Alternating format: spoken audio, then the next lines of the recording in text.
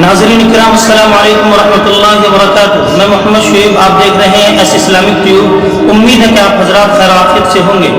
دوستو، آج میں آپ حضرات کے سامنے ایک بہت قیمتی حکایت پیش کر رہا ہوں۔ ایک بزرگ تھے جو تفریح کے لیے گھومنے کے لیے باہر جنگل میں نکلے تو گھومتے گھومتے ایک نہر پر پہنچ گئے۔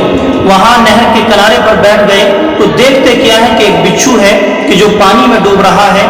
اب ان بزرگ کے ذہن میں خیال آیا کہ میں اس بچھو کو پانی سے باہر نکال لوں۔ اس بچھو کو جب آپ نے ہاتھ لگایا اور ہاتھ سے اس کو اٹھانے کے بعد آپ نے اپنی ہتھیلی پر رکھا تو اس بچھو نے آپ کی ہتھیلی پر ڈنک مار دیا اور پھر وہ پانی میں گر گیا۔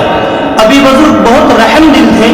ان بزرگ نے پھر سوچا اور کہا کہ یہ بچھو نہیں سمجھ رہا ہے کہ میں اس کے ساتھ بھلائی کا معاملہ کر رہا ہوں۔ پھر بہت پھرتی کے ساتھ ان بزرگ نے اس بچھو کو اس پانی سے نکال کر باہر پھینک دیا۔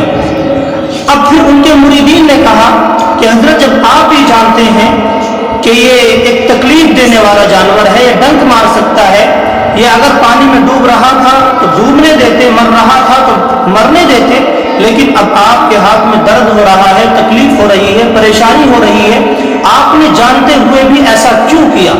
تو ان بزرگ نے کیا ہی خوب جواب دیا اور کہا کہ بچھو اپنی عادت سے مجبور تھا اور میں اپنی عادت سے مجبور تھا، اس لیے کہ بچھو کا کام ہوتا ہے ڈنک مارنا اور مومن بندے کا کام ہوتا ہے بھلائی کرنا۔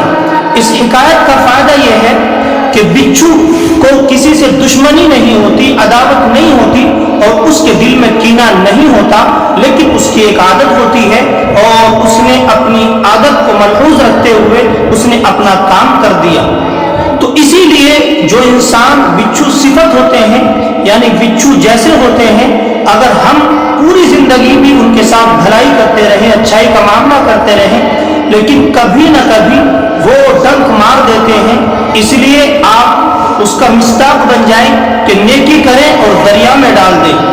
اس لیے اگر جس آدمی کے ساتھ اور جس انسان کے ساتھ ہم نے بھلائی کی ہے، اگر وہ دنیا میں ہمیں اس کا صلہ نہ دے، یہ یقین رکھنا چاہیے اللہ تبارک و تعالیٰ کی ذات پر کہ کل قیامت کے دن اللہ تبارک و تعالیٰ ہمیں اس بھلائی کا صلہ دیں گے۔